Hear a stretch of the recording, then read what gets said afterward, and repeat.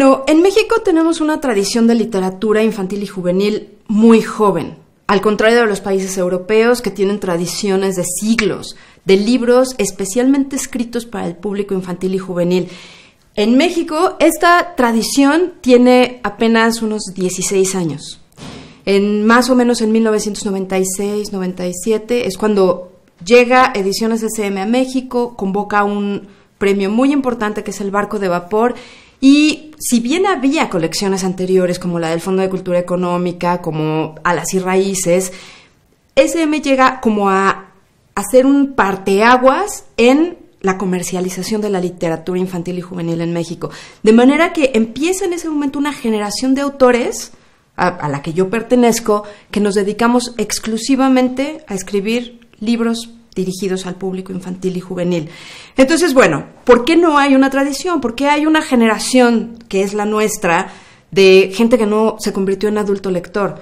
Pues yo creo que es muy fácil de explicar, porque a nosotros nos acercaron a los libros de una manera muy inadecuada, que era a través de libros que no nos interesaban. De manera que uno llegaba a la secundaria con 13 años y una experiencia lectora muy menor, y los profesores decidían que era momento para nosotros de leer Los Hermanos Karamazov, por ejemplo, que fue mi caso. Entonces uno tiene 13 años, le ponen un libro de Dostoyevsky de este tamaño, que en realidad no le interesa, con el cual en realidad no se identifica, y lo único que eso lograba era alejarnos de la literatura. ¿Por qué? Porque no había manera de disfrutar eso sin un acervo lector anterior, ¿no?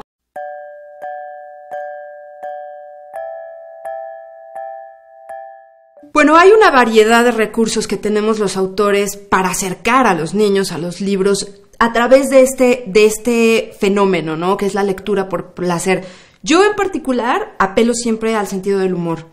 Yo no escribo mucha literatura fantástica que incluye magos y aventuras y malos muy malos, etcétera. Yo más bien hablo de cosas muy cotidianas. Mi primer libro, que de hecho está en la colección de biblioteca de aula, se llama Casi Medio Año y fue el primer premio Barco de Vapor en el país.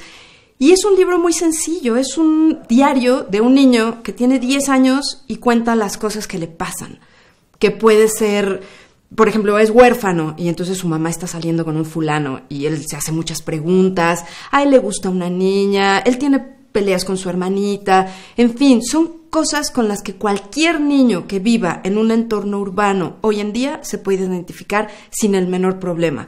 Entonces eso, para usar una voz narrativa infantil, me da las posibilidades de generar un nivel de identificación muy inmediato con los niños, y además esa voz narrativa infantil puede dar como para mucho sentido del humor. Por otro lado, una aventura, que el protagonista se meta en muchos problemas, que es un protagonista que también se puede identificar con el lector y que uno lo haga pasar las de Caín para que el lector no pueda dejar de leer en toda la noche, y eso, ¿no? Se entretenga, pase un rato divertido pasando las páginas de los libros.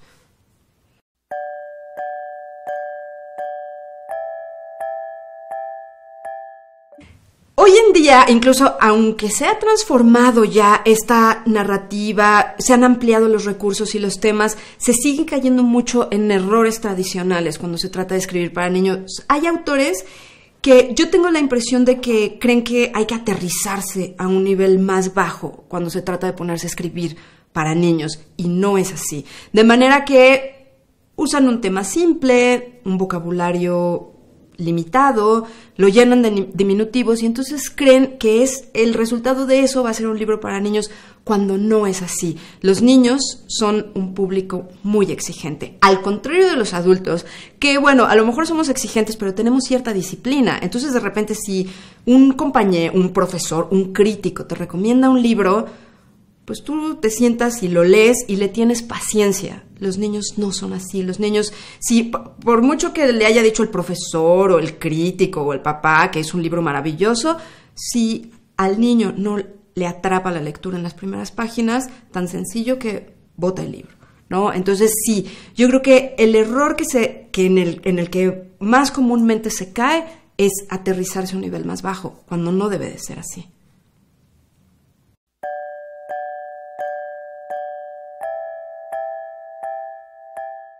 en literatura infantil y juvenil, tanto como en literatura general, el espectro temático es amplísimo.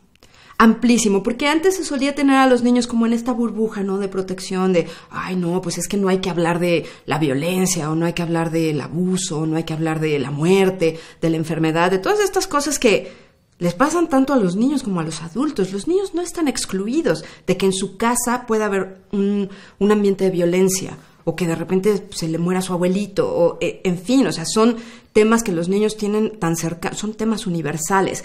Entonces yo creo que los temas que no se tocan, lo que yo siempre recomiendo es que no se toquen temas que salen de su espectro de interés. Digamos, un libro sobre una intriga internacional que tiene la bolsa internacional mucho que ver y etcétera, no va a ser del interés de un lector de 10 años. Pero todo lo que puede estar en su área de interés, yo creo que es importante.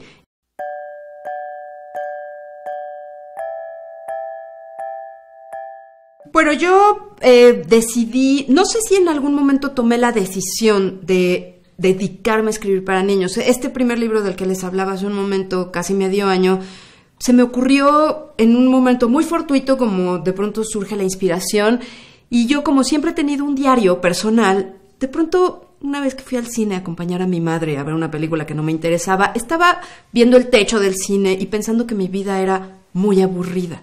Entonces, que esa noche iba a llegar a escribir un diario de alguien que tuviera una vida más divertida que la mía. Entonces empecé a escribir el diario de Santiago. Y fue un experimento en realidad. No tenía idea de que eso iba finalmente a convertirse en un libro que hoy en día pues es un referente de la literatura infantil y juvenil y ha tenido muchísimos lectores. No lo sabía. Y me fue bien, lo mandé al concurso del barco de vapor. Ganó al año siguiente otro libro mío que también está en biblioteca de aula, que se llama Odisea por el espacio inexistente. Ganó el premio que hoy ya no existe, pero existía y era un premio muy importante, que era el premio a la orilla del viento del Fondo de Cultura Económica. Y bueno, ganar 2 premios importantes en 2 años consecutivos, pues finalmente me hizo decidir que lo que yo quería era escribir para niños. Y no fue fácil, porque yo estudiaba en la SOGEM todavía cuando gané el barco de vapor. Bueno, cuando gané los 2 en realidad. Y todos mis compañeros me veían así como por encima del hombro y me decían, ay, pues sí, está bien tu premiecito, pero ahora qué tal si ya escribes algo serio, ¿no? Como si, por eso, porque en ese momento no había esa tradición de literatura infantil, se publicaban muy pocos libros y nadie tenía idea de la fuerza que iba a tomar la literatura infantil y juvenil en la industria editorial mexicana, que es la fuerza que tiene ahora, ¿no? Entonces, bueno, todos los temas que se me han ocurrido hasta ahora pueden tener que ver con niños, pero ciertamente, y este es un consejo que yo también les doy a mis alumnos todo el tiempo, es no creas que estás escribiendo para niños. Yo trato de escribir libros que sean del gusto de los niños, pero que también sean del gusto de cualquiera que se acerque a ellos.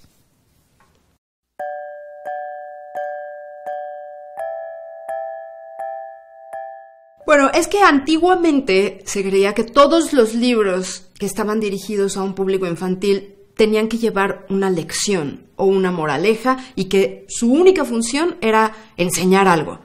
Y claro, yo siempre he estado en contra de esto, pero he ido depurando mis opiniones al respecto, porque sí, creo que escribir un libro con la intención de dar un mensaje, una moraleja, es algo del pasado. Ya están todos los cuentos de hadas. Y de hecho creo que es importante acercar a los niños a los cuentos de hadas, porque yo creo que no hay mejor recurso para enseñar ética a los niños pequeños que los cuentos de hadas, que tienen muy claras sus lecciones y sus moralejas. Y si bien pienso que ese asunto de la moraleja obvia y ñoña está en desuso, también creo que cuando uno escribe para niños y para jóvenes, sí tiene una responsabilidad. Y esa responsabilidad es la de compartir con ellos lo mucho o poco que uno ha aprendido en los años que ha vivido. Creo que es importante compartir con ellos lecciones de vida, lecciones que te ha dado la vida y que a lo mejor les puedes ahorrar 2, 3 problemas, ¿no? Si lo compartes con ellos.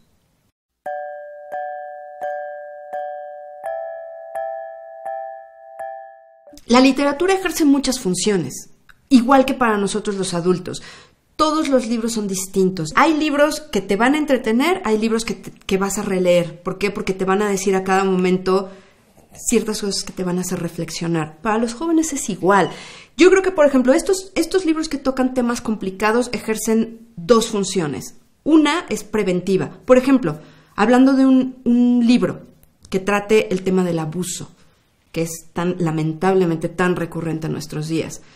Un libro que vaya dirigido, que existe, que se llama Estela grita muy fuerte y también está en la colección de bibliotecas de aula. Es un libro que habla del abuso y que lo puede leer un niño o escuchar un niño de 4 años. Y es de una sutileza y de una poesía y de una belleza y de una importancia fundamental. Este libro ejerce esa función preventiva. Si un papá o un profesor lee al niño ese libro, ya lo está previniendo de que esto existe. Y por otra parte, cuando lamentablemente un niño ha sido víctima o está en esta circunstancia de pérdida, de enfermedad, de drogas, de violencia, ejerce esta función de empatía. Un niño lee un libro así y no se siente tan solo como se puede sentir, ¿no? Pero como digo, hay libros para todo.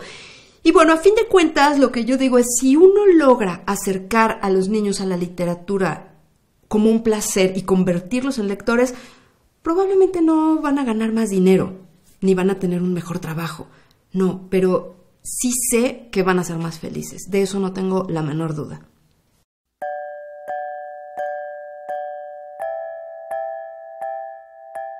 Pues yo creo que para contagiar ese gusto por la lectura, primero hay que sentirlo. Y yo creo que en ese sentido, cuando, por ejemplo, un profesor siente esa pasión por los libros, no tiene la menor dificultad en contagiarlo. Es algo natural. Y es como decía hace un momento, ¿no? Por eso los autores tenemos que ser conscientes de que estamos escribiendo también para los adultos. En el momento que nosotros logremos entusiasmar a los papás o a los profesores con nuestros libros, ese contagio va a suceder de forma natural.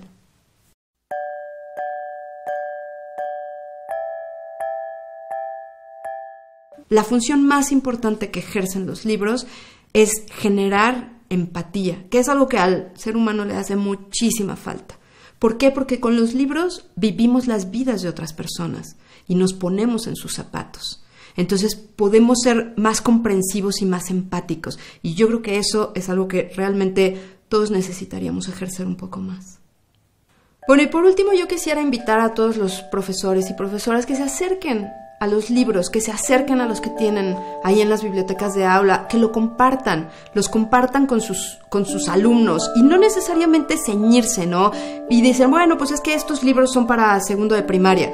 Pues no, a lo mejor existe uno de esos libros que trata un problema, un conflicto o un interés que tienen los alumnos de cuarto. Entonces yo creo que todos esos libros son para todos y estoy muy segura de que si se acercan a ellos van a encontrar algo que los satisfaga como lectores adultos y que sea un placer compartir con los chicos y crear esos lazos, porque esa es otra de las funciones de los libros, crear lazos, compartir, intercambiar ideas, formarse criterios. Entonces, bueno, háganlo y espero que los disfruten mucho.